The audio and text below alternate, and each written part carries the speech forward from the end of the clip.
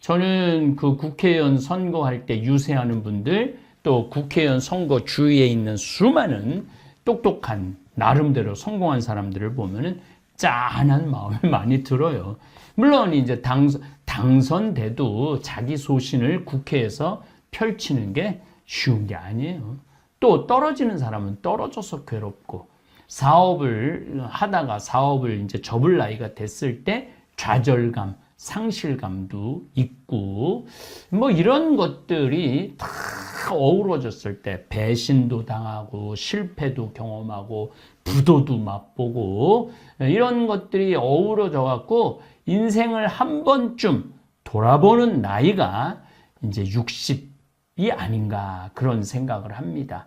뭐 난 아무것도 안 하고 돈만 이제까지 벌어왔다, 자식 키우는 데만 일생을 바쳤다, 나라는 인간에 대한 자아실현이라고 그러죠. 어떻게 보면 이 17년 그 제2의 인생, 30살에서부터 60살까지 제3의 인생, 60살에서부터 100살까지 제4의 인생이에요. 그런데 이 40년이라는 어마어마한 시간이 남아있을 때, 여러분들은 과연 나는 나머지 40년을 어떻게 살아갈 것이냐, 이 나머지 40년을 잘 살기 위해서는 지나온 60년을 성찰할 필요가 있어요. 33살에 담배를 끊었어요. 15살에 담배를 피기 시작했어요. 15살에 담배를 피기 시작해갖고 33살에 담배를 끊었어요.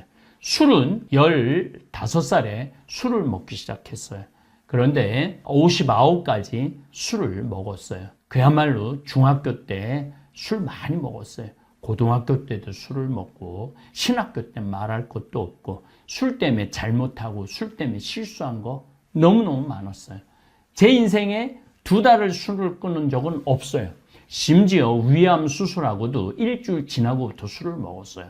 그러니까 저한테 지금 이 60에 제가 결심한 이 금주, 30년 전에 금연을 했고, 이제 금주라는 것을 제 인생의 가장 어려운 숙제를 지금 수행 중에 있습니다. 그런데 요즘 굉장히 생활이 기뻐요. 즐겁고, 저 자신을 한 번쯤 돌아볼 수 있고, 제 자신의 건강을 챙길 수 있는 그런 좋은 시간이 되고 있어요. 여러분들도 욕심을 끊든지, 미움을 끊든지, 분노를 끊든지, 욕정을 끊든지, 아니면 나같이 술을 끊든지, 뭔가 이 60의 전환점을 맞이하시기를 바랍니다. 황창현 신부님의 행복특강, 지금 바로 시작하겠습니다. 영상이 마음에 드신다면 구독, 좋아요, 알림 설정 부탁드립니다. 60대 99%가 후회하는 10가지도 함께 들으시면 좋겠습니다.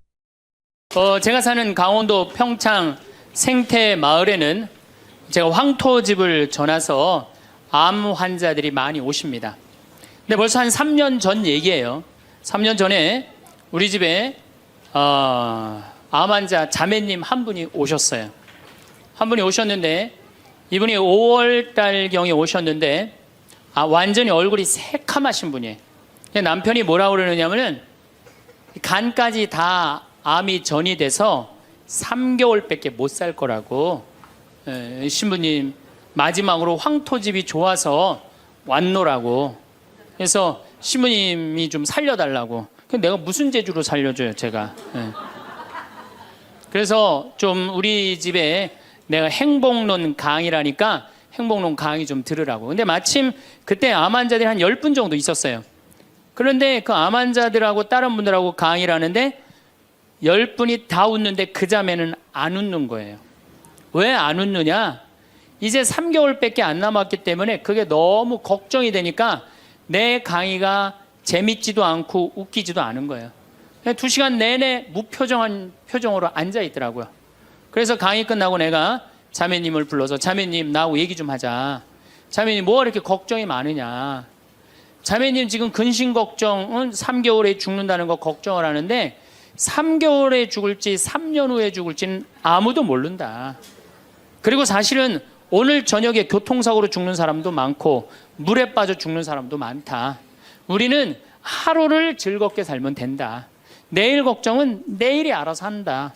여러분들 마태복음 6장에 그 얘기가 나오죠. 무엇을 먹을까? 무엇을 마실까? 무엇을 입을까? 걱정하지 말아라. 하늘에 나는 새도 하느님이 먹여준다. 솔로몬도 들에 핀 나리꽃처럼 영화롭게 입지 못했다. 너희들은 오늘 일은 오늘로 족하다. 내일 걱정은 내일이 알아서 할 것이다. 오늘 수고는 오늘로 족하다. 이렇게 말씀을 하셨다. 내일 거 걱정하지 말아라. 그리고 내가 막 자매님한테 혼을 냈어요.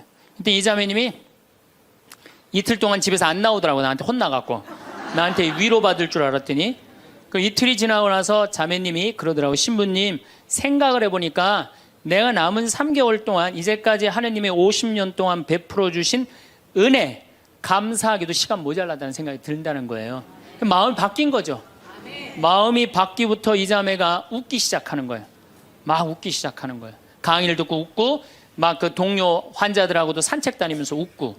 사람이 웃으니까 참 보기 좋더라고요. 얼굴은 까맣게 됐지만은.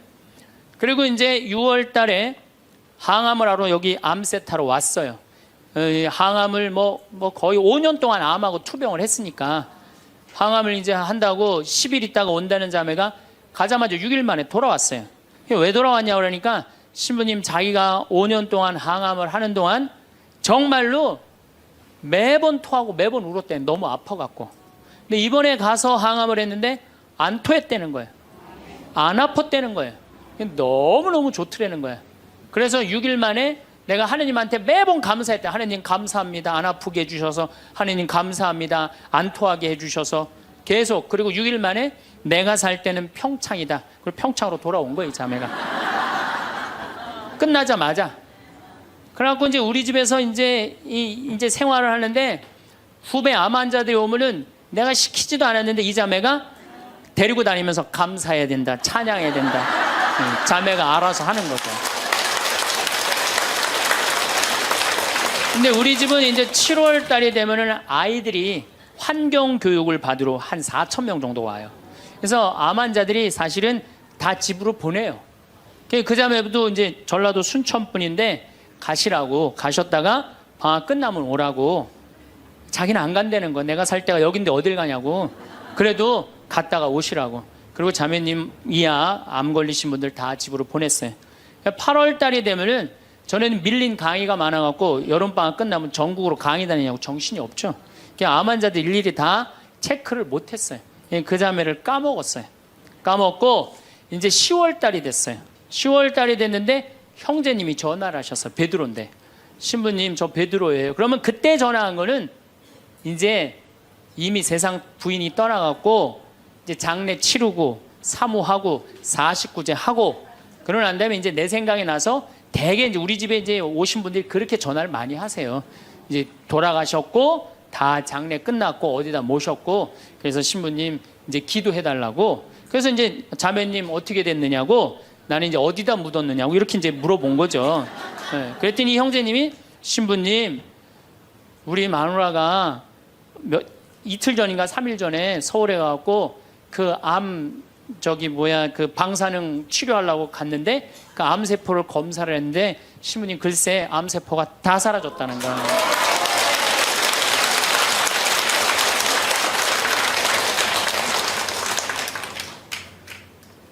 마음을 어떻게 먹느냐에 따라서 굉장히 많이 틀려요. 물론 또 하느님이 불러가시면 어쩔 수 없는 거고, 저는 하느님이 불러가는 것도 나쁘지 않다고 생각해요. 예, 불러가면 얼마나 좋아요. 요즘 그 미국에서 어떤 박사가 이제 죽었다가 다시 살아난 사람들 조사를 해봤대잖아요. 죽으면은 죽었다, 나도 이제 그 본당 사목하면서 죽었다 살아난 사람들 얘기를 들어보면 아주 거의 똑같아요.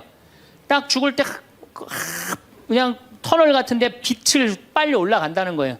그래갖고 그냥 전생애가 다 보이고, 그리고 정말로 빛이 있는 곳으로 나간다는 거예요. 내가 그 많은 분들 병자성사 해보면서도 정말로 편안하게 돌아가시는 분들을 보거든요. 그러니까 사실 살아도 좋고 죽어도 좋은 거예요. 뭐 이렇게 걱정할 게 많아, 믿는 사람들이. 그렇지 않아요? 어쨌든 그래도 살아있는 게 낫지, 아직까지는. 그렇잖아요. 그 여러분들 죽는 거 걱정하지 마세요. 절대 죽기 전까지는 안 죽어요. 죽기 전까지는 걱정하지 마세요.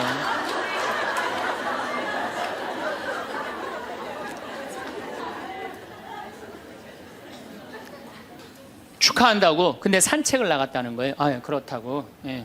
그래갖고 이제 11월 달이 됐어요. 우리 집에 이제 은퇴 신부님들이 자주 오세요. 그래갖고 이제 은퇴 신부님들 장어를 사드린다고 내 차에 모시고 가는데 저녁에 전화가 왔어요.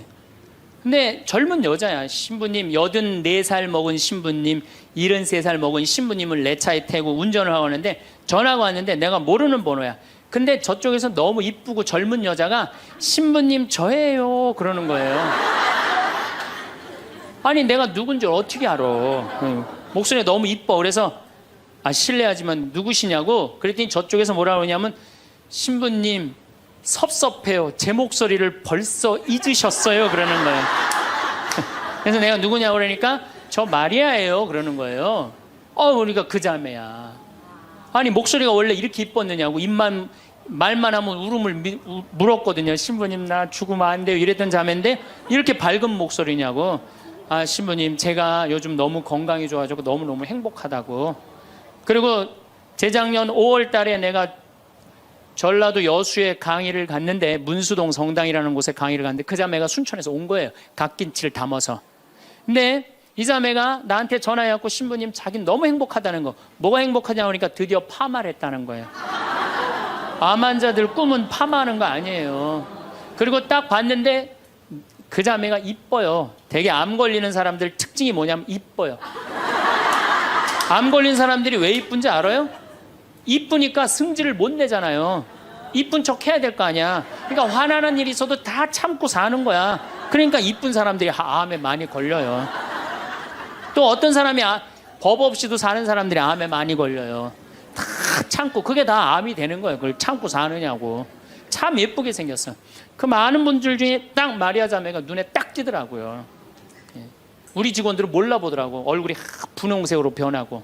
나를 끌어안으면서 자기 너무 행복하다는 거. 그러니까 이 자매는 딱 끌어안았는데 내가 성령으로 꽉 차 있는 거 느끼겠더라고요. 근데 3개월 만에 돌아가신다는 분이 지금 3년째 살고 있어요. 지금까지도. 그래서 여러분들 우리가 마음을 근심 걱정하지 말고 감사하다가 살다 보면은 우리한테는 늘 행복한 일이 벌어진다. 신부님 결혼 생활을 한번 해보세요. 얼마나 화가 나나. 여러분들 누구 때문에 제일 많이 화가 나요? 남편, 아내, 자식들 때문에 화가 나죠.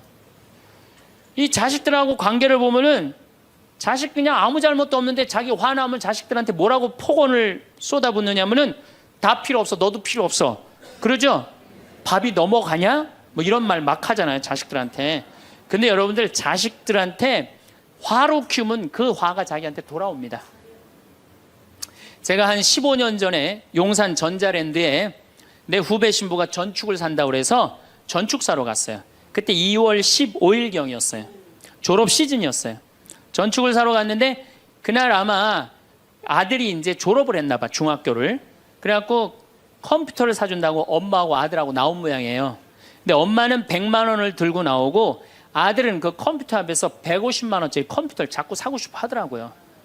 그러니까 이제 아들하고 엄마하고 하니까 엄마가 슬슬 열받는 거지. 아들이 그냥 100만 원짜리 사면 좋은데 150만 원짜리 자꾸 산다고 우기니까 엄마가 너무 열받으니까 이 감정을 조절하지 못하고 아들 귀싸대기를 때렸어요.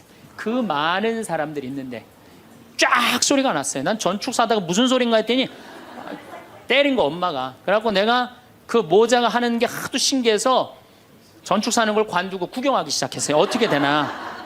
근데 엄마가 너무 화가 나니까 이성을 잃으니까 뭐라고 그러느냐면은 너 지금부터 나한테 엄마라고 그러지 말고 아줌마라고 불러. 내 말 그렇게 안 들을 거면 아줌마라고 불러. 나 지금부터 네 엄마 아니야. 얘가 그냥 귀싸대기를 맞고 얼마나 창피해. 그 많은 사람들이 봤는데 막 울더라고 얘가. 그런데 막 울더니 계단에서 막 울더니 얘가 착한 애예요. 막 한참 생각하더니 자기가 잘못했다고 생각을 했는지 엄마한테 가갖고 엄마 미안해 내가 100만 원짜리 살게. 분명히 그랬거든 아들은. 근데 엄마는 이미 이성을 잃은 상태야. 그러니까 엄마가 웬만한 엄마는 고맙다. 네가 그렇게 마음을 돌려줘서 그리고 내가 때린 거 미안하다. 이래야 되는데 이 엄마는 완전히 이게 정신이 나간 엄마라 뭐라고 그러냐면 이놈의 새끼 아줌마라고 부르는데 왜 자꾸 엄마라고 부르느냐고. 여러분 그 아이가 그날 컴퓨터 얻어갖고 갈 수 있어요. 그렇지만 시간이 지나면은 아이가 엄마가 컴퓨터 사준 거 생각할까요? 귀싸대기 맞은 거 생각할까요? 5년, 10년 지나고 나면 컴퓨터 아무 생각 안 해요. 때린 것만 생각나요. 그런데 부모는 참 이상해요. 자식한테 때린 건 하나도 생각 안 하고 잘해준 것만 생각해요. 그러니까 자식은 부모한테 맞은 것만 생각하고 부모는 자식한테 잘해준 것만 생각해요. 나중에 만나면은 이게 영 딴 마음을 갖고 사는 거야. 그러니까 여러분들 중에 만약에 자식들이 화가 나갖고 만약에 내가 때렸다, 늙어서 호강받을 생각은 꿈도 꾸지 말아라. 며칠 전에 중국에서 한 엄마가 길거리에서 아이를 막 발로 차고 막 때리는 거 보셨죠? 방송에 나왔더라고요. 화로 키우면요, 걔는 나중에 그 엄마한테 화로 갚을 수밖에 없어요. 근데 우리가 왜 자식들한테 많이 더 화가 나느냐? 이유는 딱 한 가지예요. 공부 못한다는 거예요. 공부 못한다는 거. 공부 안 하고 딴짓 한다고, 사친구 때 공부 안 하고 컴퓨터 게임이나 하고 더욱이 눈 동그랗게 뜨고 부모한테 덤비면 화가 나요, 안 나요? 나죠? 그리고 그냥 문 쾅 닫고 자기 방에 들어가고 나오지도 않으면 속에서 불 나지 않아요? 근데 여러분들 자라면서 사춘기 때는 그러는 게 당연한 거예요. 사춘기 때는 방황할 수 있는 권리가 있는 아이들이에요.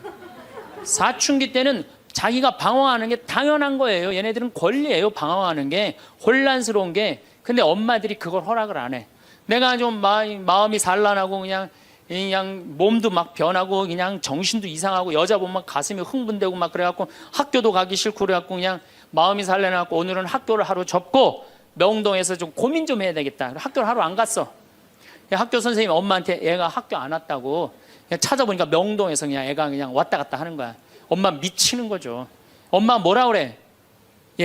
너 방황은 나중에 지금 공부하고 방황을 엄마가 명동에서 대신해 줄 테니까 너는 지금 뭐 해야 돼? 공부해야 돼. 얘는 방황할 자격도 없는 거예요, 우리나라 애들은. 우리나라 애들은요, 부모를 마귀로 보는 거, 마귀로. 자기를 괴롭히는 마귀로 보는 거예요. 부모가 어디 있어요. 사실은 여러분들 자식들한테 욕심만 포기하면요, 자식들하고 싸울 일 하나도 없어요. 사실은 내 자식이 몸으로 살 놈인지 머리로 살 놈인지 빨리 판단해야 돼요. 우리 집에 이것도 한 3년 전 얘기인데 요셉이가 왔어요. 고등학교 졸업하고 대학을 떨어진 아이예요. 근데 그냥 대학을 떨어진지 집에서 컴퓨터 게임만 하는 거예요. 엄마가 미치는 거지. 애를 보면 대학도 안 들어갔지, 새벽 4시까지 컴퓨터 게임하지, 낮에는 1시에 일어나지. 그냥 미치는 거죠. 그래갖고 나한테 데리고 왔어요, 강원도 평창에. 근데 살이 얼마나 쪘는지 애가 살이 너무 찐 거예요. 그래갖고 그냥 살이 쪄갖고 이 눈두덩이가 안 보이는 거예요. 신부님, 우리 애가 문제라고, 공부는 안 하고 컴퓨터 게임만 한다고. 그래갖고 그냥 내가 애를 보니까 이 눈두덩이, 찢어진 눈두덩 사이로 개 눈을 자세히 들여다보니까 애는 문제가 없더라고요. 애는. 근데 애가 살이 얼마나 쪘는지, 100kg인지 110kg인지 120kg인지 130kg인지 알 길이 없는 거야. 왜? 우리 생태마을의 저울은 100kg까지 밖에 재는 게 없거든. 올라가면 막 뱅글뱅글 도는 거, 저울이. 그래서 내가 고추 빨 때 방앗간에 나갈 때 달아봐라. 그래서 달아봐. 그랬더니 얘가 몇 킬로가 나냐? 130kg가 나서 130kg. 그래갖고 일단은 하여튼 놔두고 가라고. 그래갖고 이제 엄마는 갔어요. 엄마는 가고. 근데 애가 참 건강한 애예요. 정신도 맑은 애 아니고. 부모 입장에서 문제인데 내 눈에는 문제가 아니더라고. 너 밭에 나가서 일 좀 해라. 그래갖고 이제 다 큰 애니까 밭에 나가서 일을 하고 일주일 지나고 난 다음에 관리장한테 물어봤어요. 걔 어떠냐고, 요셉이. 그랬더니 관리장이 넘버 1이라는 거예요. 엄마는 문제라고 데리고 왔는데 우리 생태마을의 관리장은 넘버 1이라는 거. 일도 잘하고 성격도 좋고 기가 막히더라고. 어떻게 일을 잘하냐 하니까 애가 힘이 좋아갖고 물건도 게으름을 안 핀다는 거예요. 게으름을. 여러분들, 얘가 몸으로 살래요, 머리로 살래요? 몸으로 살래죠? 몸으로 살래를 머리로 살라 그러면 얘가 머리가 돌 것 같아요, 안 돌 것 같아요? 그러니까 내가 몸으로 살지 머리로 살지 빨리 구분할 줄 알아야 돼요. 그래갖고 애가 너무 괜찮으니까 6월 달에 우리 생태마을에 앞에 강이 흐른단 말이에요. 거기서 래프팅을 합니다. 그래서 래프팅 가이드를 자격증을 따라고 그랬어요. 그랬더니 우리 래프팅 가이드 팀장이 신부님 다른 아이는 다 따도 얘는 못 땁니다. 왜냐하면 이 가이드 자격증 체육학과 애들이 따는 거거든요. 배를 뒤집었다가 폈다가 강물에 뛰어 들어갔다가 강물에 또 올라오고 그래야 되는데 130kg짜리가 강물에 한번 빠지면 그만이지 어떻게 자격증을 땁니까? 그래도 우리가 협회 사람들하고 잘 아니까 좀 어떻게 좀 따게 좀 해라. 그래갖고 가이드를 자격증을 보냈는데 얘가 금요일날 따갖고 왔어요. 기가 막힌 거죠. 어떻게 땄냐 그러니까 그 주간에 비가 오지 않아갖고 배가 강바닥에 단 거야. 그래갖고 그냥 들어왔다 나갔다 자격증 따갖고 왔어요. 그리고 아이가 가이드를 하는데 인기가 최고예요. 최고. 너무너무 잘하는 거 아이가. 그래갖고 이제 9월 달에 엄마가 와서 보니까 아들이 130kg짜리니까 116kg가 된 거야. 그러니까 살이 홀쭉 빠지고 눈빛이 초롱초롱해진 거야. 그러니까 엄마가 가자 공부하러.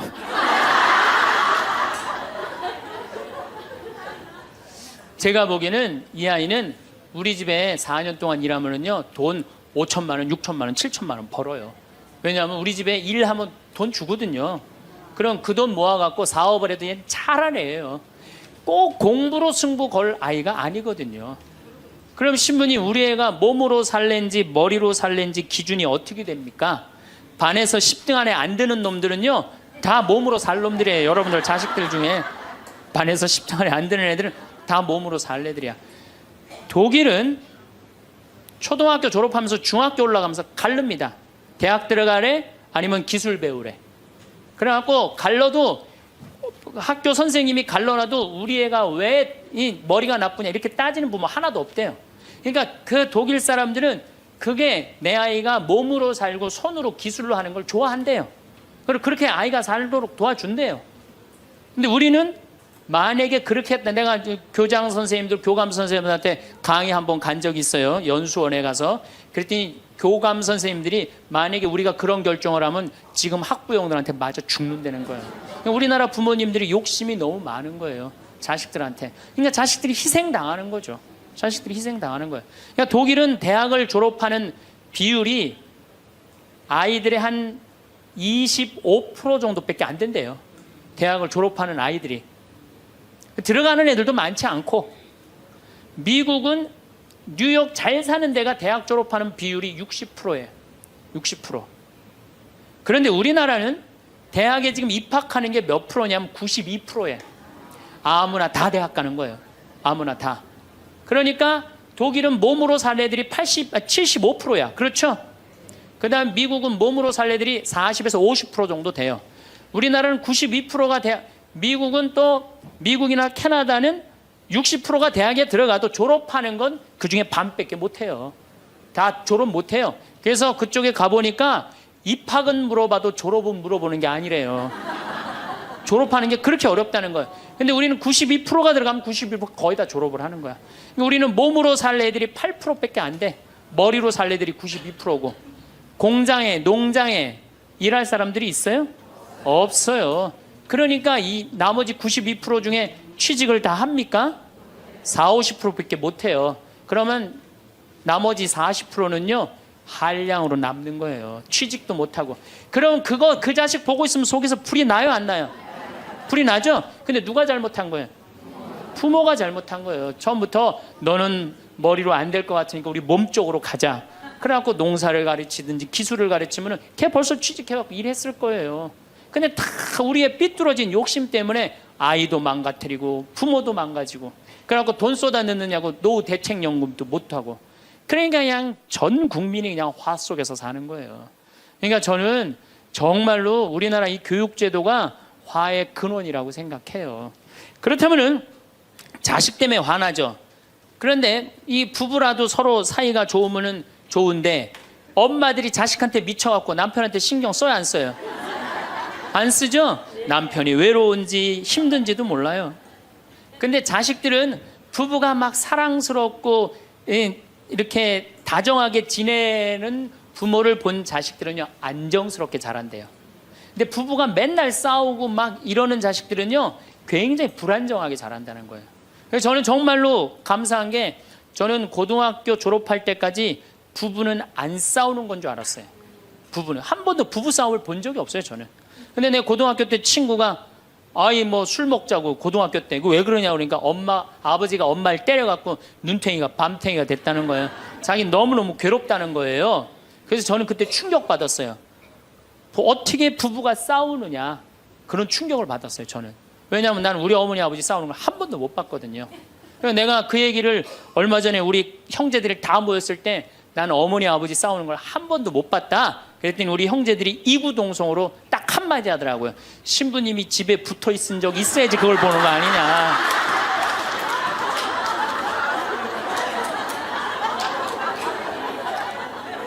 어쨌거나 저는 본 적이 없어요. 저는 굉장히 긍정적으로 잘할 수 있는 거죠. 근데 우리나라 남자들은 참 불쌍해요. 돈은 죽어라 벌지만 그 돈을 마음 느긋하게 써볼 수가 없어요. 그렇죠? 자식들 학원비에 대학 등록금 되다 보면은 30에 결혼해서 시집 장가 갈 때까지 60대까지 노예같이 사는 게 대한민국 남자들이에요. 이 남자들 짜증 나겠어요, 안 나겠어요? 화가 나겠어요, 안 나겠어요? 날 수밖에 없어요. 그런 남편들을 신경 한번 써줘 봤어요. 정말로 정말 남편 정말로 남편을 왕대접 해줘봤느냐고. 여러분들 길 가는 사람이 여러분들 10,000원 주는 사람 있어요? 길 가는 남자가 당신 예쁘다고 10,000원 주는 남자 봤어요? 근데 여러분들 남편은 그냥 한 달에 뼈가 빠지게 벌어갖고 200만 원이든 300만 원이든 400만 원이든 갖다 바치잖아요. 그러면 그 남편한테 감사해야 될 거 아니야. 근데 그냥 감사는 안 하고 그냥 남의 김치찌개도 그냥 제대로 안 하면 그냥 못 끓이고 그냥. 자식이라고 있는 거 학원 다니다 보면은 밤 12시에 얼굴 보기도 힘들어요. 아버지가 자식을 키우고는 있지만은 다정한 자식을 구경하기가 힘들어요. 또 사춘기만 되면 이 자식들이 아버지한테 부드럽게 합니까? 반항하고 틱틱거리고 그러면은요, 우리나라 남자들은 갈 데가 없는 거야. 그래서 40대 남자들이 자살률이 세계에서 1위인데 우리나라 여자보다 몇 배가 많이 죽느냐면 3배가 많이 죽어요. 우리나라 40대들은 갈 데가 없는 거예요. 갈 데가. 외로운 거죠. 또 여성들도 마찬가지야. 난 우리나라 여자들도 불쌍해. 이게 다 교육 때문에 그래. 교육 때문에. 자식이 막 사춘기 때 막 생 난리를 치고 막 그럴 때 여러분들은 몇 살이 될까요?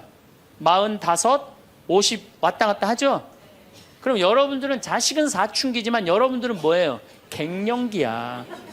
그러니까 갱년기가 되면 사실은 굉장히 케어가 필요한 거예요. 여러분들 굉장히 돌봄이 필요한 나이예요. 막 피부 처져요, 안 처져요? 눈두덩 처져요, 안 처져요? 눈가 처져요, 안 처져요? 볼 처져요, 안 처져요? 이깔 처져요, 안 처져요? 그러니까 그렇게 처지는 거 거울에 이렇게 보고 앉아 있으면 어떤 얼굴이 되냐면 이런 얼굴이 돼요.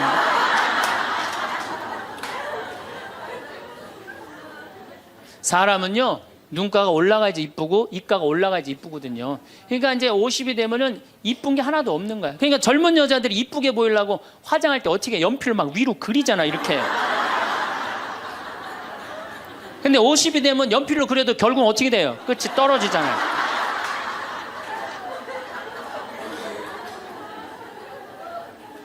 하지만 우리나라 이 갱년기의 여성들은 자신의 고통, 번뇌 뒤로 하고 감추고 희생합니다. 묻어두는 거예요.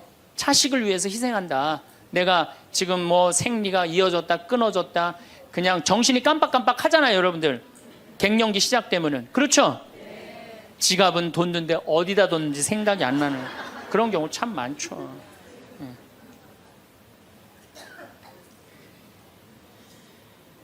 그러니까 자기만 희생한다고 생각을 하니까 화가 나는 거예요. 화가 나는 거. 더욱이 50이 되면은 뭐에 걸리느냐? 빈둥지 증후군에 걸려요. 자식 공부하러 나가고, 그렇죠? 남편 돈 벌러 나가고, 자기는 50 되면은 아무도 옆에 없는 것 같은 외로움 속에 자기가 이제 빠지는 거죠. 그러면 이제 자식 보면 막 화가 나는 거예요. 남편 봐도 화가 나고, 몸에는 막 테스토스테론이 나와가고 힘은 흘러 넘치고, 그러니까 막 소리 지르는 거야. 그러니까 50 넘은 여자 중에 여자 같은 여자는 없고 전부 다 깡패 같은 여자들만 있는 거야. 50 넘은. 그래서 나는 이 부부들 보면은 참 재미난 게 성당에서 내가 보면 얼굴도 예쁘고 정말로 상냥해요. 이 음식 반찬도 맛있게 하고, 그럼 남편하고 술 한잔 하면서 형제님 행복하다고, 저렇게 이쁘고 상냥하고 괜찮은 여자랑 살아서 정말로 부럽다고. 그러면은 형제님들 대부분이 뭐라고 그러냐면, 신부님 부러우세요? 너무 부럽다고. 그러면은 형제님들이 뭐라고 그러냐면, 데리고 가세요.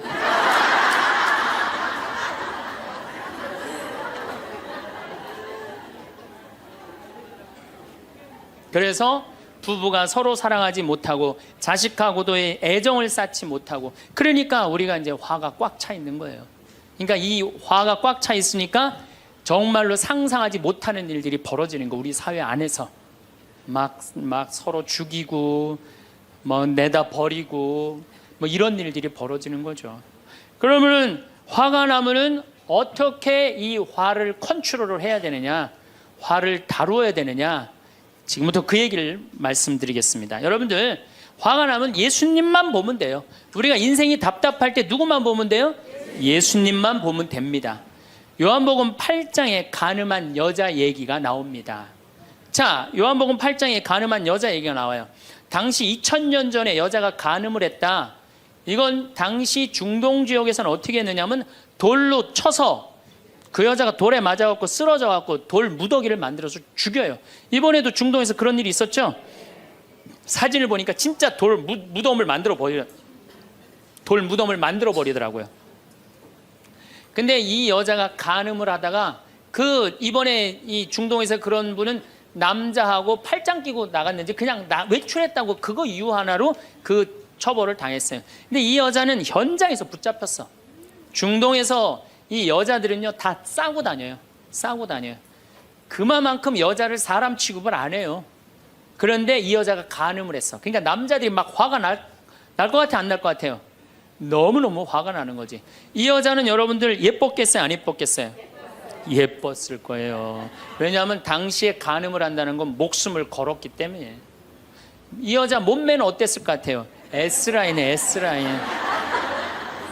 이게 벤지 엉덩이인지 구분도 안 되는 여자고 간음할 수가 없어요. 예쁜 여자가 다른 남자하고 대낮에 간음하다가 붙잡혔다. 남자들이 흥분할 수밖에 없어요. 그래갖고 막 눈이 뒤집어져 갖고 예수님은 안 그래도 예수님한테 별렀어요. 왜? 요한복음 7장에 귀에만 대면 예수님을 죽이려고 그랬거든. 근데 이 사건이 8장에 일어나요. 8장에. 그러니까 모두를 용서해라, 사랑해라 이런 분하고 율법 1.1핵도 없어지면 안 된다. 그러니까 율법학자들이 예수님 앞에 이 여자를 패댕기를 치는 거예요. 당신이 이 여자 간음했는데 어떻게 하면 좋으냐고. 근데 예수님이 보니까 이 사람들이, 이 남자들이 너무너무 흥분해 있는 거야. 눈이 뒤집어진 거예요. 보니까 흰 눈동자 95%, 까만 눈동자 5%야. 눈이 확 뒤집어져 있는 거야. 근데 예수님은 참 지혜로우셔요. 흥분한 사람하고는 얘기를 안 하시는 거예요. 여러분들, 두 사람이 막 싸워. 내가 말리로 들어갔어.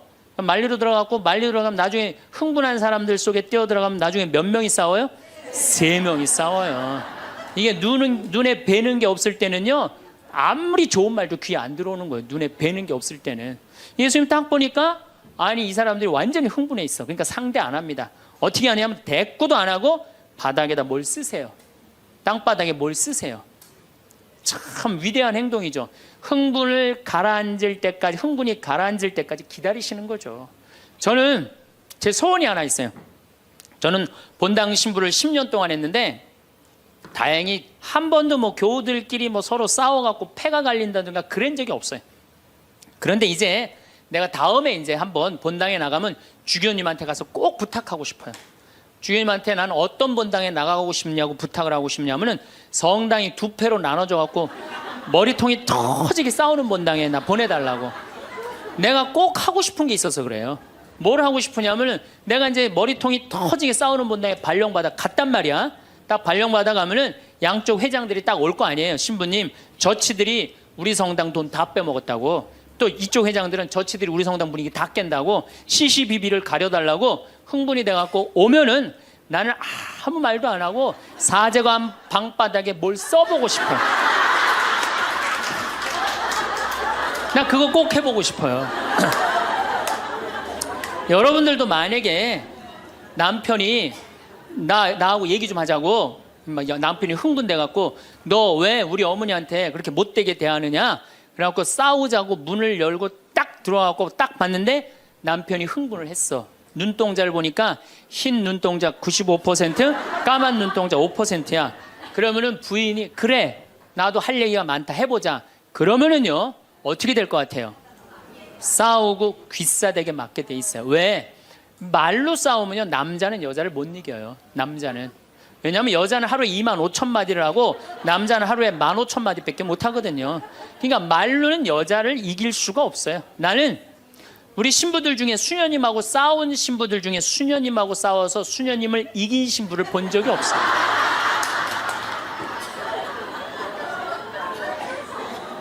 말로는 안 되는 거예요. 그러니까 여러분들 남편이 흥분해갖고 딱 나하고 얘기하자 그러면 여러분들은 아무 대꾸하지 말고 방바닥에 뭘 쓰세요. 뭐 할 때까지? 남편 흥분 가라앉을 때까지. 예수님은 땅바닥에 쓰시는 거예요. 사실은 그거는 다른 뭐 아주 신학교 있을 때 뭐 많이 배웠죠. 뭘 써셨을까? 예수님이 과연 뭐 별 얘기를 들었는데 다른 의미는 아니고 흥분이 가라앉을 때까지 기다리신 거예요. 그래갖고 이제 이 사람들이 이제 흥분은 가라앉고 사건만 남은 거야. 사건. 그래갖고 이제 흥분이 좀 가라앉은 상태. 여러분들 아무리 화가 나도 열만 심으면요 웬만하면 흥분이 가라앉아요. 그 열을 못 쉬어서 흥분이 터지는 거죠. 그러니까 좀 어느 정도 흥분이 가라앉으니까 이 사람들이 물어봅니다. 이 여인을 어떻게 하면 좋겠습니까? 간음을 했는데. 그러니까 예수님이 딱 보니까 이제 흥분이 가라앉은 것 같아. 그러니까 딱 한마디 더 합니다. 그래? 그렇다면은 너희 중에 죄 없는 사람이 먼저 저 여자를 돌로 쳐라. 그리고 그 다음 행동이 기가 막히세요. 다시 땅바닥에 뭘 쓰세요. 이게 뭐냐면 생각할 시간을 주는 거예요. 생각할 시간. 여러분들 만약에 자식을 막 혼냈어. 너 한 번만 더 게임하면 엄마가 저 컴퓨터 부셔버린다고. 그리고 너 문 열어놔. 그리고 문 열어놓고 자기는 텔레비전 보고 있으면서 아들은 게임 하나 안 하나, 한쪽 눈으로는 게임 하나 안 하나 보고 한쪽 눈은 텔레비 보고 있으면 아들이 그걸 잘 받아들이겠어요? 더 욱하는 게 생겨요. 한 번 혼냈으면요 생각할 시간을 주는 게 중요한 거예요. 그러니까 예수님은 생각할 시간을 주는 거예요. 너희 중에 죄 없는 사람이 먼저 저 여자를 돌로 쳐라. 그리고 난 다음에 예수님 다시 땅바닥에 뭘 쓰십니다. 그런데 언제까지 기다려 주시느냐 하면 다 떠날 때까지 기다리는 거예요. 중간에 고개 안 돌리시고. 그리고 다 떠났어. 다 떠나고 나니까 그때서 고개를 들어서 혼자 남은 여인한테 물어봅니다. 여인아, 네 죄를 묻던 사람들이 어디 갔느냐? 아무도 없습니다, 주님. 그래? 그들이 만약에 네 죄를 묻지 않았다면 나도 네 죄를 묻지 않으마. 이거 기가 막힌 얘기예요. 왜? 예수님은 죄를 묻을 수 있는 권한이 있으신 분이에요. 얼마든지 그 여자를 징계할 수 있어요. 그렇지만 다른 사람이 묻지 않았기 때문에 나도 묻지 않겠다. 아, 기가 막히지 않아요? 예수님은 세 사람을 용서합니다. 첫 번째 죽이다고 덤비는 바리사이들을 용서하고, 간음한 이 여인을 용서하고, 그 다음에 율법의 1.1획도 나는 어기로 온 것이 아니다, 없애러 온 것이 아니다, 이렇게 가르친 당신까지 용서한 거야. 다시 말해서 흥분이 가라앉으면요 문제 해결은 다 돼요. 흥분한 상태에서 여러분들이 문제 해결하려고 하면 해결이 안 된다는 얘기예요. 그렇다면은 이 흥분은, 화는 어떻게 하면 조절할 수 있느냐? 첫 번째, 숨을 잘 쉬어라. 이거는 모든 화를 조절하는 책을 읽어보면요 첫 번째로 나오는 게 숨을 잘 쉬어라예요. 화가 나면은 숨이 가빠져요, 안 가빠져요? 가빠지죠? 씩씩거린다 그러죠? 이게 숨을 어떻게 주체하지 못해서 그러는 거예요. 근데 여러분들, 숨은 창세기에 보면은 하느님이 인간을 창조하시고 뭘 불어넣었다 그래요? 숨을. 그러니까 우리가 숨을 쉰다는 건 생명을 쉬는 거예요. 생명을. 그러니까 숨을 잘못 쉬면 생명을 잘못 다루는 거하고 똑같은 거예요. 근데 숨은 어떻게 내 몸으로 들어와서 코로 들어와서 심장으로 해서 이 위로 해서 그 다음에 단전, 배꼽 아래로 해서 간으로 해서 폐로 이렇게 돌아서 나가는 게 숨이에요. 그래갖고 온전히 산소 공급이 온 장기 안에 다 돼야 돼. 근데 화가 나면 여러분들 숨을 어디다 걸어놓고 쉬어요? 목에다 목조에서 딱 걸어놓고 싸우잖아요. 남편하고 싸울 때. 예? 내가 시집와서 당신이 나한테 해준 게 뭐가 있어? 외식을 해줘서, 설거지를 해줬어, 그렇다고 여행을 시켜줘서, 밍크 코트를 사줘서, 다이아를 사줬어. 그럼 얼굴이 빨개져 안 빨개져? 왜 빨개지느냐면 이게 내려갔다 와야 되는데 여기만 딱 차 있으니까 점점 풍선처럼 부풀러 오르는 거예요. 그렇게 1시간을 소리 지르고 싸우면은 1시간 동안 여기 산소 통합니까 안 통합니까? 안 통하면 여기가 무슨 병이 드느냐면 화병이 드는 거. 그래서 드는 병이 화병이에요. 그러니까 싸울 때 어떻게 싸워야 되냐면 숨을 쉬고 싸워야 되는 거예요. 싸울 때 어떻게 싸워야 되냐면 당신이 말이야 시집 와갖고 나한테 해준 게 뭐가 있어? 설거지를 해줬어, 그렇다고 외식을 시켜줬어.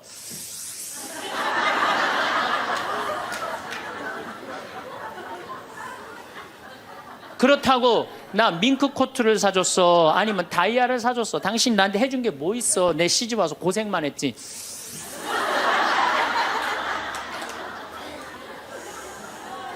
그렇다고 내가 하느님 그렇게 열심히 믿었는데 예수님 태어난 나자렛을 보내줬어, 갈릴레아를 보내줬어. 나 이 집에서 종처럼 일만 했는데 당신 뭐가 있다고 나한테 소리를 지르고 그래? 이렇게 숨을 쉬고 싸우면은요 절대 남편한테 귀싸대기 안 맞아요. 남편이요 차분히 얘기하게 돼 있어요. 근데 막 흥분을 끌어올리면서 얘기하면 사람 감정이 격해져 갖고 이성이 사라지는 거예요.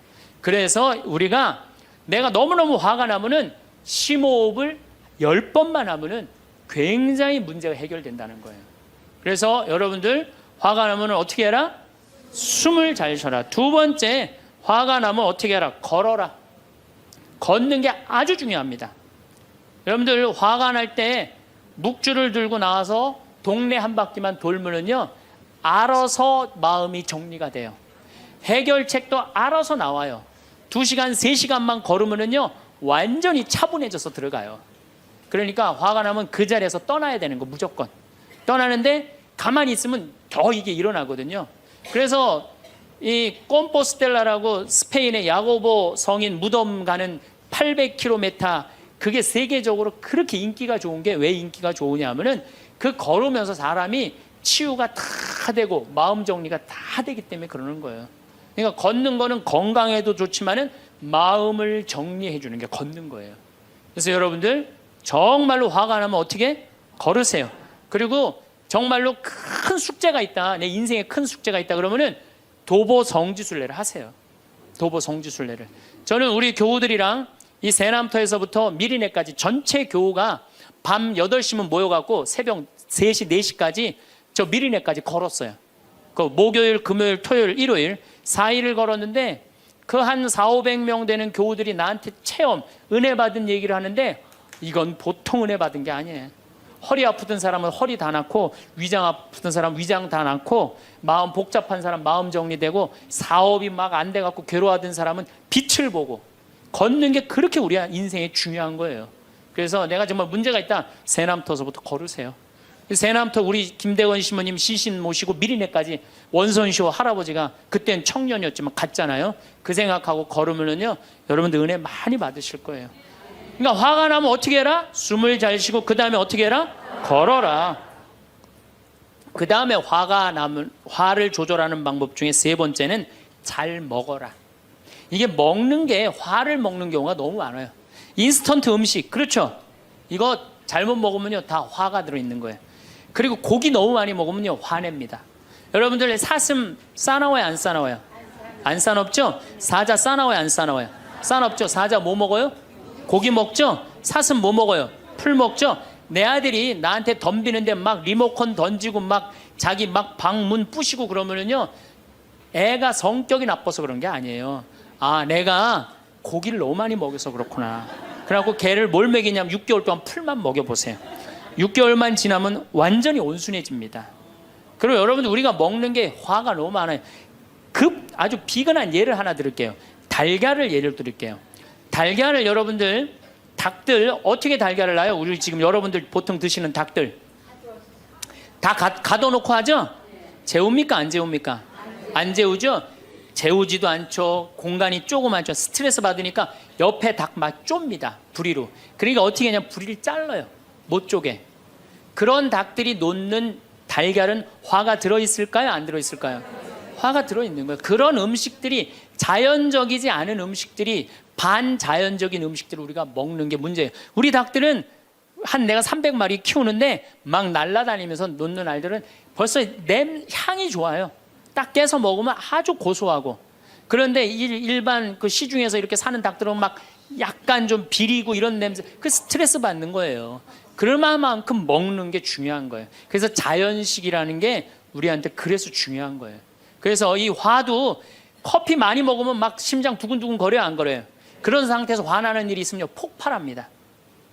그러니까 먹는 게 아주 중요하다. 네 번째, 우리가 화를 잘 다스리려면은 이게 음양의 조화, 인생을 좀 즐길 줄 알아야 돼. 인생을. 하느님이 6일 일하고 7일째 쉬셨어요, 안 쉬셨어요?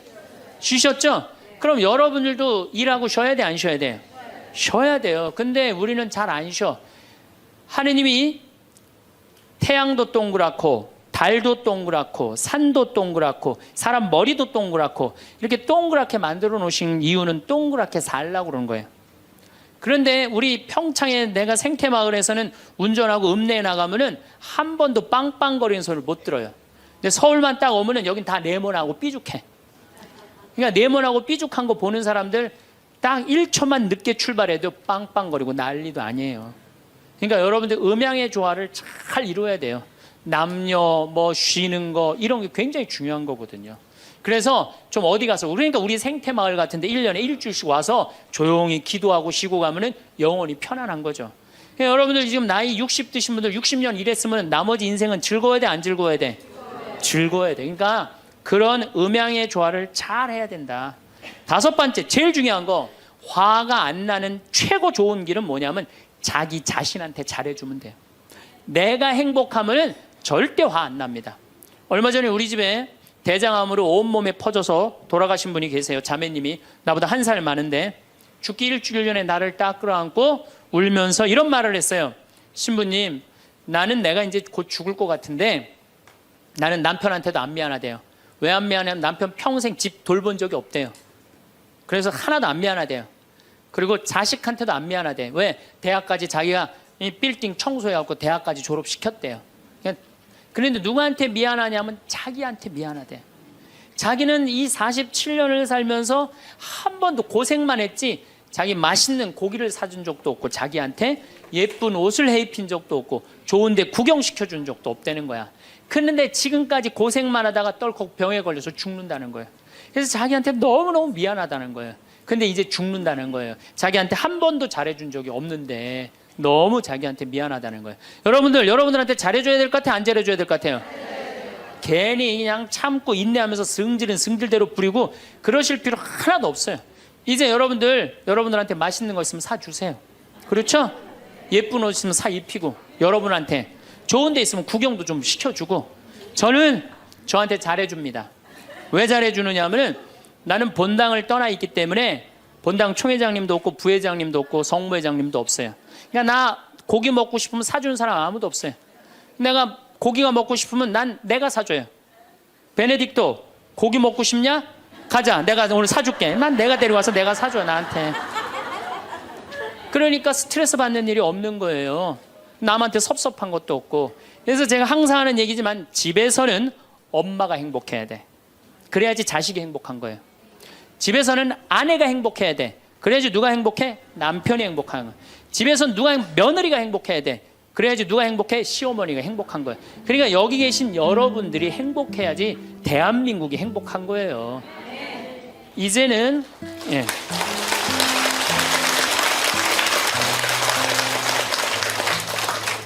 자기한테 잘해주는 걸 비신앙적이라고 생각하지 마십시오. 온 세상을 얻는다 해도 자기 목숨을 잃으면 아무 소용이 없다. 그러셨죠? 그러니까 여러분들한테 잘해주시고 내가 행복해야지 그 행복을 가지고 온 세상에 나눠줄 수 있다는 사실 잊지 마시고 여러분들 행복하시기 바랍니다. 감사합니다. 전민수님 반갑습니다. 제 얼굴이 막 반짝반짝 테이프가 붙여져 있습니다. 이렇게 제가 이제 나이를 먹으면서 자꾸 넘어지고 부닥치고 하는 게 많아졌어요. 그래서 아프리카를 다니면서 제대로 이렇게 꼬맬 수도 없고 그런 상황이라 그동안 이 이마에 있는 상처를 방치하다가 이제 나이가 60이 된 기념으로 요 상처를 좀 없애야 되겠다 하면서 이렇게 피부과를 들렀는데 귀양 상처, 이마에 난 상처, 눈썹에 난 상처 고치면서 점까지 빼라 그래갖고 검버섯도 있고 그래갖고 점까지 빼서 테이핑을 지금 하고 있습니다. 뭐가 반짝반짝. 그래도 여러분들 이해해 주시고 용서해 주시기 바랍니다. 아마 이제 인생이 보통 제가 크게 이렇게 인생을 나눠요. 1살서부터 보통 11살까지 1살서부터 11살까지는 어린 시기죠. 12살 초등학교 6학년 때까지를 제가 보기에는 한 시기로 봐요. 한 시기로. 물론 거기엔 뭐 유아기, 뭐 유소년기 여러 가지 구분이 있지만은 이때 사랑을 많이 받고 삶의 경험이 많은 아이들, 특별히 아버지하고 많이 산으로 둘로 엄마하고 맛있는 음식 먹고 이렇게 자란 아이들은 굉장히 밝게 자라죠. 그런데 그때부터 엄마가 비교하고 아빠가 비교하고 뭔가 계속 경쟁적인 거 어떤 목표를 세우고 아이를 괴롭히면 아이들은 삐뚤어지기 시작해요. 그렇게 한 번 삐뚤어진 애들을 잡는 거는 불가능해요. 제가 보기엔 그래요. 그래서 육신이 아픈 거는 고치면 돼요. 육신이 아픈 건. 근데 이놈의 머리가 한번 미치면은 고치는 게 쉽지가 않아요. 초등학교 때 대개 아이들이 언제 미치느냐 하면은 초등학교 6학년 때까지는 참고 살아요. 엄마가 시키는 대로 강제로 아빠가 무서우니까. 그런데 중학교 1학년이 지나고 2학년이 되기 시작하면은 얘 머리가 미치기 시작하면은 눈에 뵈는 게 없죠. 그래서 이제 초등학교 6학년 때까지 한 시기. 그 다음에 중학교 1학년 때부터 대학교 4학년 때까지를 크게 두 번째 시기로 봅니다.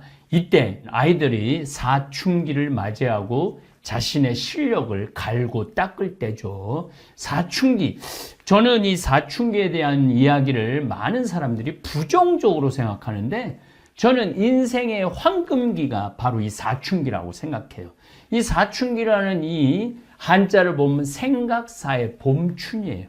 생각이 막 피어나는 시기를 사춘기라고 그래요. 그때 이때 고민하고 고뇌하고 토론하고 공부하고 이러는 시기가 사춘기예요. 그런데 대한민국 교육제도 안에서는 너 고민하지 말어. 생각하지 말어. 국어, 영어, 수학 공부해. 그래갖고 이 시기에 가장 소중한 이 사춘기, 생각이 봄이 피어나는 생각이 피어나는 이 시기에 생각을 하지 말라고 그래요. 그래서 고등학교 졸업한 아이들하고 이렇게 대화를 하다 보면은 얘가 등치는 산만한데 이 생각이 없는 애들이 너무너무 많더라고요. 이게 잘못된 시기죠. 그리고 이제 뭐 인간은 3살서부터 5살 때까지 뇌가 막 피어난다 그래. 뇌 성장이 가장 활발할 때가 3살서부터 5살 때라고 그래요. 엄마 이건 뭐야? 엄마 저건 뭐야? 이건 왜 이래? 저건 왜 이래? 그리고 말을 해가 애가 말이 트인다고 그러잖아요. 그게 3살서부터 빠른 아이들은 2살서부터도 되지만 어쨌든 그 육아 그 발달 성장 과정에 관련된 책을 읽어보면은 3살서부터 5살 때까지 이때 트이지 않으면은 평생 트이지 않는 경우가 많다라고 그래요. 뇌가 가장 많이 발달하고 뇌가 가장 많이 영양분을 빨아들일 때, 이건 뭐 지금 요즘 반성, 용서, 보속이라는 주제로 강의를 하는데 맞지 않는 얘기지만은 그래도 이건 꼭 여러분들이 알으셔야 돼요. 그리고 이제 저는 이제 중학교 2학년 때 사제가 될 거냐 말 거냐 고민을 했어요. 왜? 왜 고민을 했느냐면은 내가 예수님의 십자가의 사랑, 그 거룩하고 아름다운 예수님의 삶을 따라서 살아야 되겠다. 그러기 위해서 그 거룩한 삶을 살기 위해서 내가 적합한 사람인가, 내가 합당한 사람인가 고뇌했죠. 또 세속적인 출세, 또 아주 중요한 어떤 결혼을 포기해야 되고 이런 것에 대한 고민을 많이 했죠. 또 우리 어머니 아버지를 제가 특별히 많이 사랑을 해서 부모님, 옛날에 저 40년 전에는 신학교를 가는 건 집안하고 인연을 끊는 거예요. 물론 지금도 스님들이 산에 들어가시고 당신의 구도의 길을 갈 때 집안과 인연을 끊듯이 우리 가톨릭 사제들도, 우리 수녀님들도, 수도자들도 부모와 세속과 인연을 끊는 거죠. 그러한 것들에 대한 갈등이 많았어요. 그런데 그게 갈등이라기보다는 고뇌죠. 인생을 한 번쯤 점검해보는 좋은 시기였던 것 같아요. 그래서 중학교 2학년에 15살의 어린아이였지만 굉장히 철학적인 생각, 신앙적인 생각을 많이 했어요. 좀 교만한 얘기지만은 그 아이들, 저는 또 중학교 2학년, 3학년, 고등학교 1학년, 3년을 거의 학교 생활을 못했죠. 근데 아이들 이렇게 사는 모습을 보면은 아이들 굉장히 어려 보이더라고요. 친구지만, 동년배지만은 저는 인생을 생각하고 사제라는 그 외길을 생각하고 막 이러는데 애들이 엄마가 통닭을 안 사줬어, 햄버거를 안 사줬어, 그리고 막 오락실에서 막 게임하고 이런 아이들을 볼 때 조금, 그러니까 건늙었다고 표현할 수 있죠. 그리고 아주 중요한 시기, 대학 시기. 더욱이 대한민국에서는 대학을 다니면서 그 다음에 군대를 갔다 오죠. 물론 다 대학에 가는 건 아니지만은 요 시기, 요 청년 시기도 저는 굉장히 중요하다고 생각을 해요. 중학교, 고등학교, 대학교 시기에는 어떻게 보면 인생을 살아가는 데 있어서 엄청난 에너지를 축적하는 시기예요. 실력을 축적하는 시기예요. 더욱이 이제 저 같은 우리 신부들 가는 길은 좀 남다르죠. 우리 신학교 들어가면은 일단은 특별한 게 기숙사 생활을 해요. 기숙사 생활을 하고 어떤 그 젊은 나이에, 어린 나이에 6시에 기상하고 7시에 기도하고 미사하고 8시에 식사하고 9시부터 12시 반까지 수업하고 수업이 없는 시간에는 성당에서 기도하거나 도서관에서 공부를 하거나 하죠. 그리고 12시 반부터 2시까지 식사하고 쉬고 또 방에서 쉴 수가 없어요. 우리 때는 운동장에 가 있든지 도서관에 가 있든지 그래서 방에서 쉬지 못했어요. 2시부터 5시까지 또 공부를 하거나 수업을 하거나 또 특별한 동아리 활동을 하거나 그랬죠. 또 한 5시 반부터 6시까지 기도, 그리고 6시부터 7시까지 식사, 7시부터 8시까지 또 기도, 8시부터 밤 10시까지 공부를 하거나 기도를 하거나 그랬죠. 그리고 이제 10시 반에 취침을 하고 이런 생활을 6년 동안 했어요. 기숙사 생활을. 일반 육군사관학교도 4년, 일반 경찰대학도 4년 이렇게 하는데 우리는 6년이라는 시간을 그렇게 기숙사 생활을 했어요. 거기에 보통 일반 대학보다도 학점이 훨씬 많죠. 보통 30학점. 그러니까 한 학기에 한 30시간을 공부하니까 어떻게 보면 막 고등학교 같이 공부를 많이 했어요. 철학, 동양 철학, 서양 철학 공부 많이 하고 또 불교학, 무속학, 사회학, 인간학, 사람에 대한 공부를 많이 했죠. 3학년, 4학년 때는 본격적인 신학 공부를 하고 그 다음에 5학년, 6학년, 7학년, 7년이었네요. 보니까 7학년까지 이제 사목, 사제, 세상에 나가서 어떻게 사목을 해야 되느냐 그래서 혼인에 관련된 이야기, 또 어떤 성에 관련된 이야기, 그 다음에 사목에 관련된 이런 것들을 공부를 많이 하죠. 그러니까 저뿐만 아니라 일반 세상에서 다니는 우리 친구들도 뭐 고등학교 졸업하고 군대 갔다 오고 바로 직업전선에 뛰어드는, 뭐 직업전선에 뛰어들기 전에도 어쨌든 제가 보기에는 실습하는 시기라는 생각을 해요. 그래서 우리 같이 사제가 되기 위해서는 7년의 교육 과정을 거치는 경우도 있고 4년 대학 과정을 거치는 경우도 있고, 요즘은 또 스펙 쌓는다고 잠시 언어 연수들도 많이 갔다 오고 그러죠. 뭐 어쨌든 이런저런 연유로 방황도 하고 공부도 하고, 이게 제가 보기에는 한 30살까지 되는 것 같아요.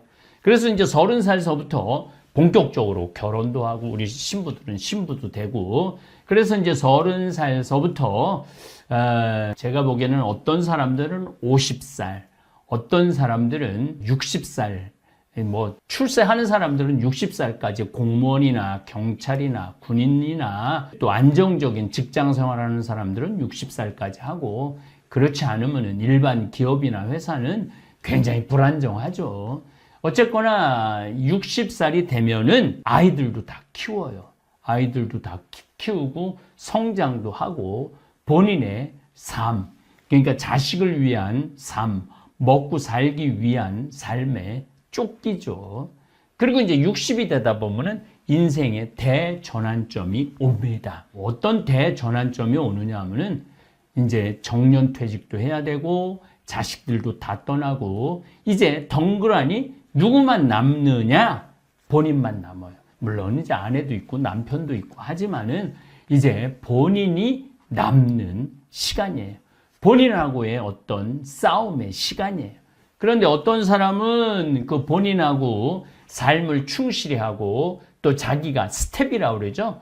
자기가 요 나이 때 내가 뭐 결혼을 하고 요 나이 때는 전세에서 아파트를 갖고 아파트에서 조금 여유가 있으면은 건물을 하나 사고 땅을 사고, 또 어떤 경우는 나는 시골에 귀농을 하고 뭐 나 개인적인 개발을 하고 뭐 여행을 다니고 여러 가지 하여튼 것들을 하다가 60이 되면은 뭔가 인생의 전환점이 옵니다.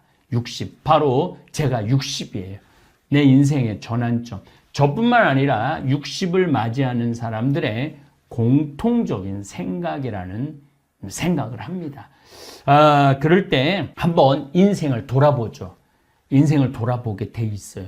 만약에 60이 됐는데 인생을 돌아보지 않는다, 이런 분들은 나머지 100살까지 허무하게 살고 무의미하게 살고 고통스럽게 살 거예요. 방향도 모른 채 깜깜한 어두움 속에서 삶의 기쁨, 의미도 모른 채 살아갈 수가 있죠. 그래서 60이 돼갖고 인생을 돌아보는 성찰을, 이걸 제가 성찰이라는 단어를 쓰는데 성찰을 할 필요가 있어요. 요즘 제가 반성, 용서, 보속 이런 주제로 토요 특강을 이어나가고 있죠. 우리 인생을 한번 돌아보자 이거죠. 우리가 정말 인생을 제대로 살고 있는가, 살았는가, 앞으로 또 어떻게 살 건가, 이런 것들을 돌아보는 시점이 제가 보기엔 60이 아닌가, 이런 생각을 합니다. 그래서 뭐 그런 얘기가 참 많죠. 인생은 60부터다. 이런 얘기 참 많이 하죠. 또 제 강의를 듣는 분들의 80%는 55세에서부터 100세까지예요. 그러니까 80%의 내 구독자들과의 공감을 많이 할 수 있을 것 같고, 또 나머지 20%도 15살에서부터 55세까지 20세인데 아마 제 강의가 나름대로 공감할 수 있을 거라는 생각을 합니다. 자, 성찰에 대한 얘기를 좀 할게요. 그럼 60쯤 되면은 인생을 돌아보게 되죠. 내가 태어났을 때 어디서 태어났느냐? 저는 경상도 함양이라는 아주 산골에서 태어났어요. 부모님은 아주 부유하지 않았지만은 그래도 논 5만지기를 갖고 농사를 짓고 그저 먹고 사는 아주 순박한 농사꾼이었죠. 부모님은 3남 1녀 중에 나는 막내로 태어났고, 어머니 아버지가, 특별히 어머니가 제가 65년생이니까 그때 서울로 자식들 교육을 위해서, 그래서 이제 저도 7살에 수원으로 올라왔죠. 수원으로 올라와서 수원에서 이제 생활을 하게 됐죠. 수원에서 초등학교 다녔어요. 수원 영화초등학교라고. 지금도 이제 옛날 생각이 나갖고 그 초등학교에 한번 30살에 한번 가보고 40살에 한번 가보고, 얼마 전에도 한번 가봤는데 요즘은 다 문을 잠궈갖고 들어갈 수가 없는 시대가 됐어요. 그런데 하여튼 뭐 제가 30에 40에 50, 40까지 가봤는데 그 넓던 초등학교가 그렇게 좁아 보이더라고요. 그 크던 느티나무, 그 다음에 플라타나스 나무들도 조그매 보이더라고요. 참, 그러면서 만감이 교차됐어요. 그리고 이제 중고등학교 성당 세례 받으면서 제 인생이 많이 바뀌었죠. 그리고 신학교도 가고 신부로 이제 30년을 살았어요.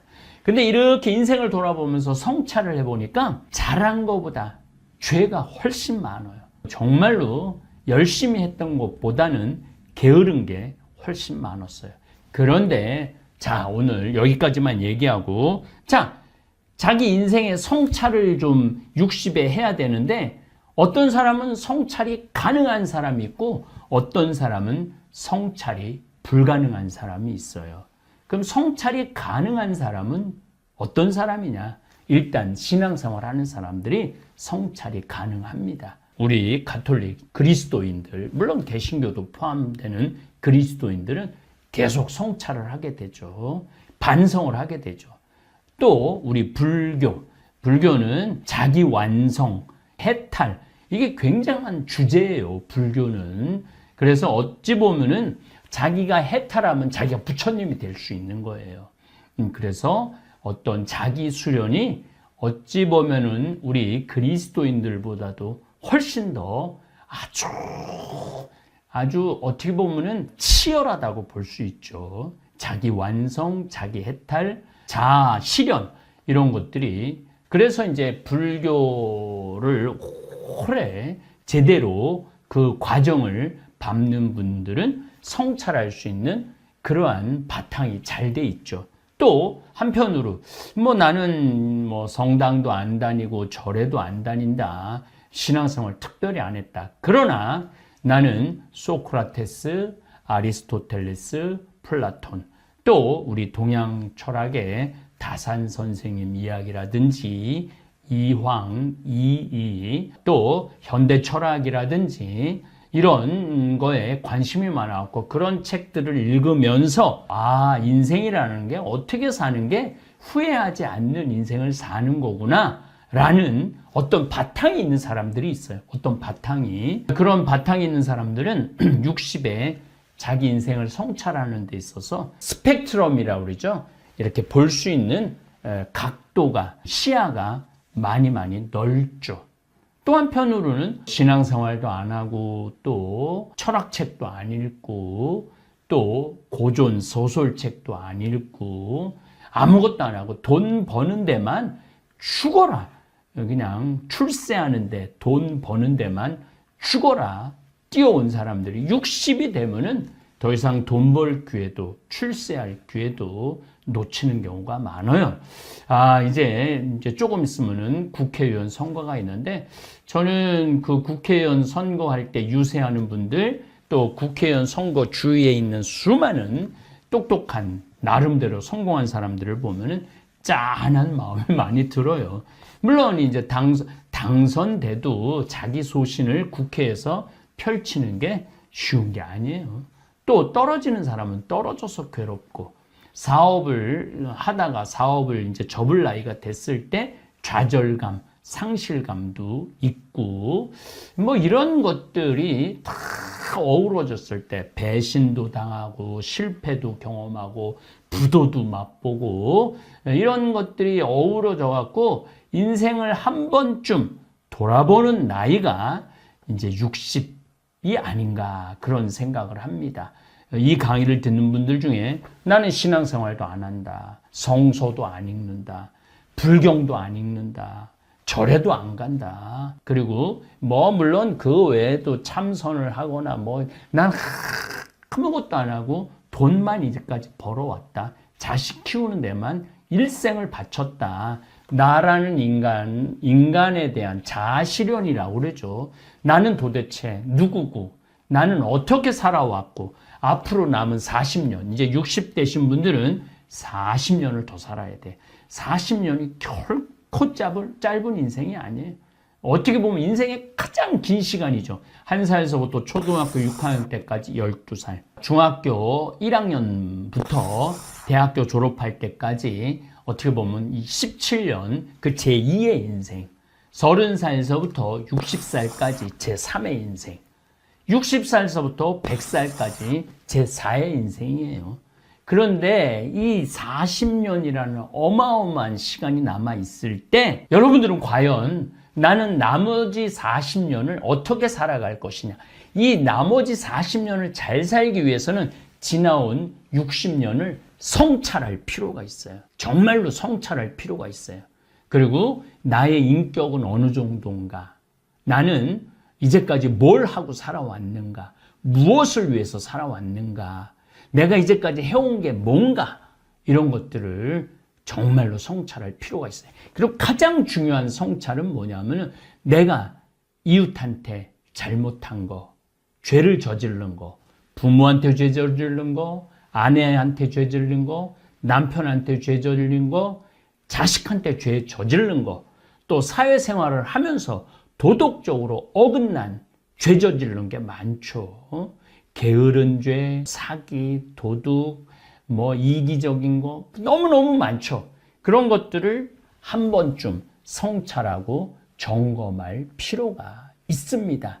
그래서 제가 요즘 토요 특강으로 반성, 용서, 조두순을 과연 용서할 수 있을까가 첫 강의예요. 그 사람은 반성하지 않으니까. 그 다음에 용서, 밀양, 전도연 주연의 밀양이라는 주제를 가지고 용서에 대한 이야기를 했습니다. 이제 미션이라는 영화를 가지고 보석이라는 주제를 가지고 강의를 할 때, 그럼 뭐하러 지금 60에 돼갖고 반성하고 용서하고 이해하고 화해하고 그래야 되느냐? 이게 한 번쯤 여러분 인생에 정리가 돼야 돼요. 한 번쯤 고뇌해야 돼요. 3개월이든 6개월이든 1년이든 아니면은 자서전을 써보든지 자서전까진 자신 없어도 난 정말 이제까지 잘 살아왔는가, 후회 없는 삶을 살아왔는가 이런 생각을 하실 필요가 있어요. 그리고 그게 어느 정도 되면은 만족도 있지만 반성해야 되는 부분도 있어요. 저 자신도 참 반성할 게 많은 인간이에요. 반성할 게 너무너무 많은 인간이고 용서를 구할 때가 너무너무 많아요. 하느님한테도 용서를 구해야 되고 부모님한테도 용서를 구해야 되고 또 내가 이제까지 살아오면서 만난 많은 사람들한테 용서 구하고 싶어요. 정말 용서 구하고 싶어요. 너무너무 나약한 인간이었기 때문에. 그리고 이제 용서를 구하고 난 다음에 정말 용서가 어느 정도 됐다면 저는 보석의 삶을 살고 싶어요. 그동안 내가 잘못한 일들, 부족한 일들을 기워 갚는 시간, 그 60서부터 그런 내 잘못을 기워 갚고 보석하는 삶을 살고 싶어요. 여러분들도 그런 시간, 물론 단순히 보석만 남아있으면 우리 인생이 너무 비참하죠. 하루하루를 살면서 만족하고 즐거움을 살아갈 수 있는 그런 삶이 됐으면 좋겠어요. 저는 33살에 담배를 끊었어요. 15살에 담배를 피기 시작했어요. 15살에 담배를 피기 시작해갖고 33살에 담배를 끊었어요. 술은 15살에 술을 먹기 시작했어요. 그런데 59까지 술을 먹었어요. 그야말로 중학교 때 술 많이 먹었어요. 고등학교 때도 술을 먹고 신학교 때 말할 것도 없고 술 때문에 잘못하고 술 때문에 실수한 거 너무너무 많았어요. 그런데 지금 지난 2월 11일 날 루르드 성모님 발현 또 이번에 유럽 성지순례 성모님 성지, 발현 성지를 하면서 현재까지는 지금 술을 끊었어요. 이제 2달이 이제 가까이 갑니다. 제 인생에 2달을 술을 끊은 적은 없어요. 심지어 위암 수술하고도 일주일 지나고부터 술을 먹었어요. 그러니까 저한테 지금 이 60에 제가 결심한 이 금주, 30년 전에 금연을 했고 이제 금주라는 것을 제 인생의 가장 어려운 숙제를 지금 수행 중에 있습니다. 그런데 요즘 굉장히 생활이 기뻐요. 즐겁고 저 자신을 한 번쯤 돌아볼 수 있고 제 자신의 건강을 챙길 수 있는 그런 좋은 시간이 되고 있어요. 여러분들도 욕심을 끊든지 미움을 끊든지 분노를 끊든지 욕정을 끊든지 아니면 나같이 술을 끊든지 뭔가 이 60의 전환점을 맞이하시기를 바랍니다. 자, 이제 우리가 60까지 살아왔다면 1살서부터 초등학교 6학년 그게 한 기야. 그게 12년, 13년이에요. 그 다음에 14살서부터 중학교 때부터 30살 때까지는 그야말로 청춘을 불살려는 실력을 쌓는 그런 시기예요.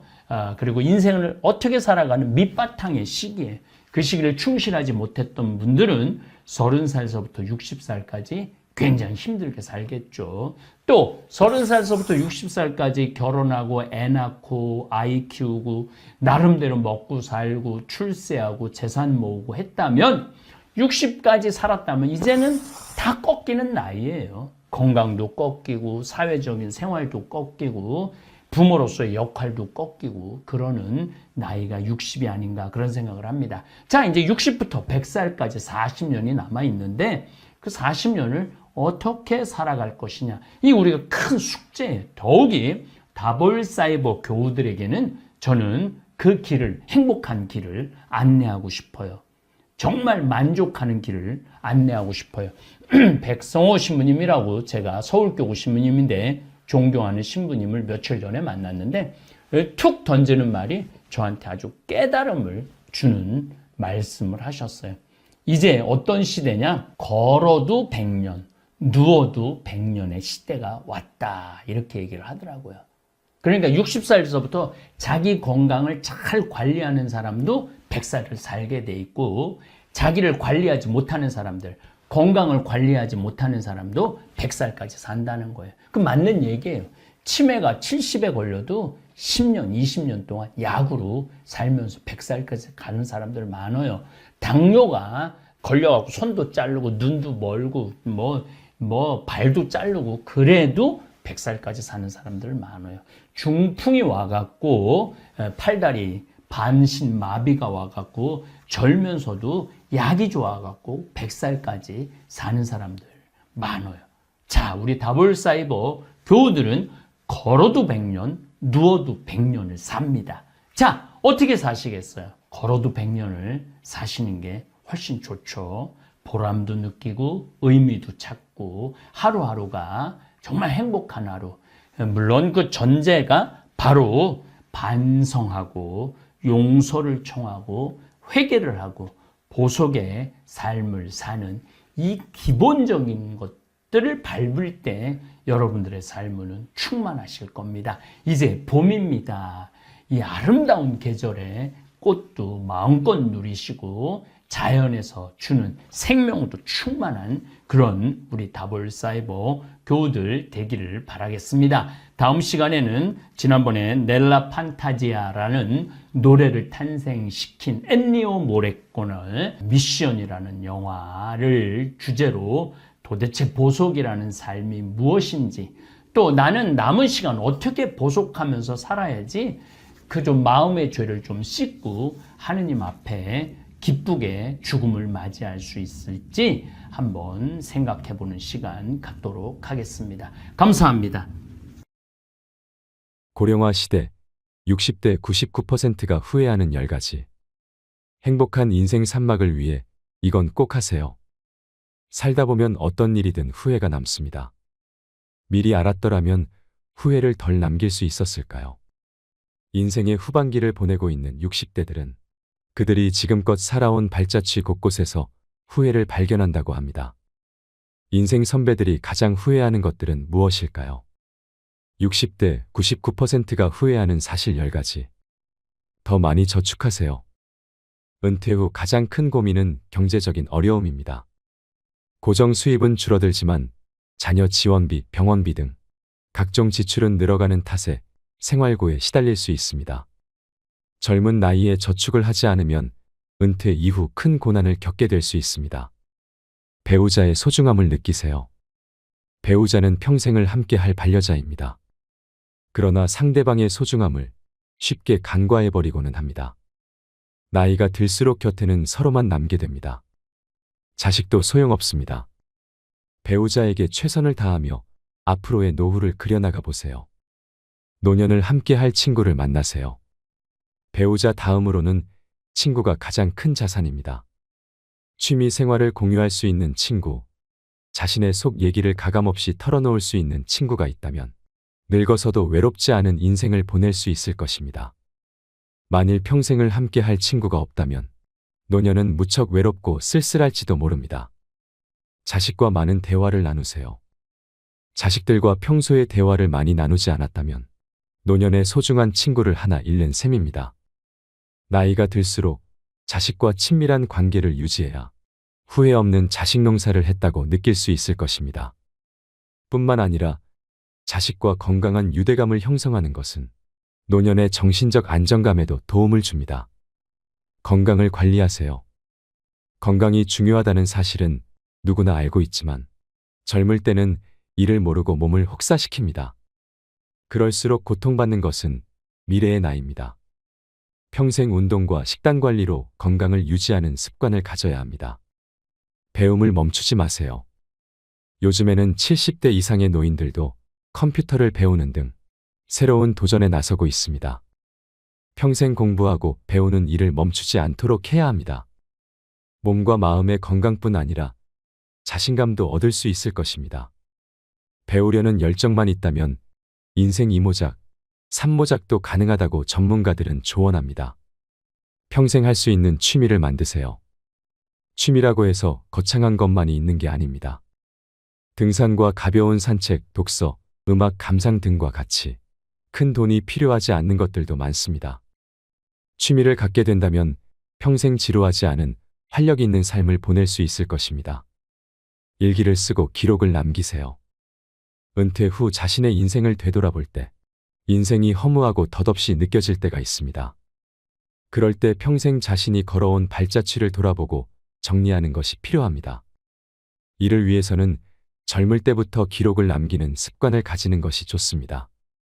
매일 쓰지 않아도 틈틈이 기록하고 사진 등을 남겨놓으면 나중에 자신의 삶을 정리하는 데 도움이 됩니다. 연금과 보험을 드세요. 노년기에는 뜻하지 않게 목돈이 들어가는 경우가 많습니다. 연금을 통해 안정적인 생활비를 마련하고 보험으로 예상치 못한 질병에 대비하도록 해야 합니다. 저축과 같은 개념이기 때문에 아깝다고 생각하기보다 준비를 한다고 생각해야 합니다. 다만 연금과 보험을 들 때는 꼼꼼하게 잘 따져 보셔야 합니다. 좀 더 도전하고 여행하세요. 그때 했어야 했는데, 그때 그 시절에 나만이 할 수 있었던 일이나 도전이 있었을 것입니다. 대부분의 사람들이 후회하는 것 중 하나가 도전을 하지 않았던 것이라고 답합니다. 또한 여행을 떠나지 않았던 사실에도 안타까워합니다. 일하느라, 자식을 키우느라 시간적, 경제적 여유가 부족했을 것입니다. 그럼에도 인생 선배들은 시간과 돈을 아껴 여행을 떠나라고 조언합니다. 훗날 회상할 수 있는 좋은 추억을 마련해 놓는 셈입니다. 여러분, 60대의 99%가 후회하는 것들 중에서 가장 중요한 것은 뭐라고 생각하시나요? 저는 아무래도 돈과 건강을 뽑고 싶습니다. 노후에 돈이 없다면 가족이나 자기 일에 집중하기 어려워집니다. 건강을 소중히 여기지 않는 사람들은 술과 담배로 인해 건강을 유지하지 못하는 경우가 많습니다. 하지만 인생은 한순간에 끝나지 않습니다. 병에 걸려 5년에서 10년 이상을 앓게 되면 돈을 모두 소비하고 가족들에게 고통을 안기며 사망하게 됩니다. 60대가 후회하는 것들을 살펴보면 돈과 건강 이외에도 배우자, 가족, 친구, 자기 일에 대한 도전도 있습니다. 노후에 돈과 건강이 없다면 가족과 친구와의 관계를 제대로 유지하기 어렵습니다. 또한 자기 일에 도전하지 못하면 뒤늦게 후회하게 될 것입니다. 그렇기 때문에 지금부터라도 돈과 건강을 소중히 여기고 가족과 친구와의 소중한 관계를 유지하며 자기 일에 도전해야 합니다. 노후에는 건강을 유지하는 것이 가장 중요합니다. 건강을 소중히 여기지 않으면 병에 걸려 돈을 모두 소비하고 가족들에게 고통을 안기게 됩니다. 그러므로 우리는 지금부터라도 건강을 관리하고 살아가야 합니다.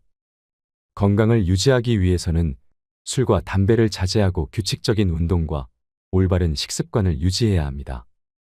또한 정기적인 건강검진을 받아 병을 조기에 발견하고 치료할 수 있도록 해야 합니다. 60대가 후회하는 것들을 가볍게 여기지 말고 지금부터라도 실천해 나가며 후회하지 않는 삶을 살아가야 합니다. 돈과 건강을 소중히 여기고 가족과 친구와의 관계를 유지하며 자기 일에 도전해야 합니다. 노후에는 건강을 유지하는 것이 가장 중요하므로 술과 담배를 자제하고 규칙적인 운동과 올바른 식습관을 유지해야 합니다. 또한 정기적인 건강검진을 받아 병을 조기에 발견하고 치료할 수 있도록 해야 합니다. 후회 없는 삶을 위해 지금부터라도 실천해 나가는 것이 중요합니다. 마지막으로 한 가지만 더 말씀드리고 싶습니다. 사람은 죽는 날까지 할 일이 있어야 합니다. 산송장이 안 되려면 자기 일이 반드시 있어야 됩니다. 돈 버는 일만 일이 아닙니다. 노후의 자기 일은 삶의 질을 결정하는 중요한 요소입니다. 텔레비전 리모컨을 쥐고 소파에 누워 있으면 그 인생은 종친 것이나 마찬가지입니다. 오직 죽기만을 기다리는 인생이 될 것입니다. 베이비붐 세대가 희망하는 노후 생활은 취미 생활이 42.3%로 가장 높았습니다. 방향을 바로 잡은 것입니다. 그러나 거기에는 전문적인 준비가 필요합니다.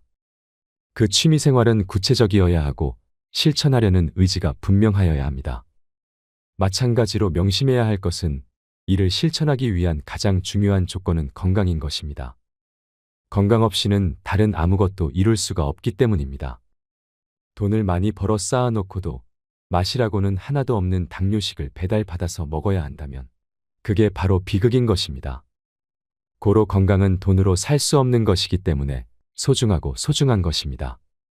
통계에 따르면 70세 이상 전체 노인의 70%가 한 가지 이상의 지병을 가지고 있다고 합니다. 노후 생활에 노인병 치료비의 지출은 무서운 복병입니다. 본인은 물론 가족 전체가 큰 재앙을 만나는 것입니다. 따라서 건강할 때 건강관리를 시작해야 하는 것이 중요합니다. 나이 들어 시작할 수 있는 운동은 거의 없습니다. 결국 해오던 운동을 계속하는 것이 최선입니다. 모든 의사들, 전문가들이 추천하는 운동은 걷기입니다. 젊어서부터 걷기 운동을 하는 것은 고혈압, 당뇨, 관절염 같은 대표적인 성인병을 예방하는 첩경입니다. 걷기 운동은 돈은 들지 않지만 의지가 없으면 실천하기 어렵습니다. 직장에 다니면서도 한두 정거장 미리 내려 직장까지 걸어가고 퇴근 때도 마찬가지로 꾸준히 걷는다면 건강한 몸으로 편안한 노후를 즐길 수 있을 것입니다. 50대, 60대에 알아야 할 전문가의 인생 조언. 더 많이 저축하세요. 배우자의 소중함을 느끼세요. 노년을 함께 할 친구를 만나세요. 자식과 많은 대화를 나누세요. 건강을 관리하세요. 배움을 멈추지 마세요. 평생 할 수 있는 취미를 만드세요. 일기를 쓰고 기록을 남기세요. 연금과 보험을 드세요. 좀 더 도전하고 여행하세요.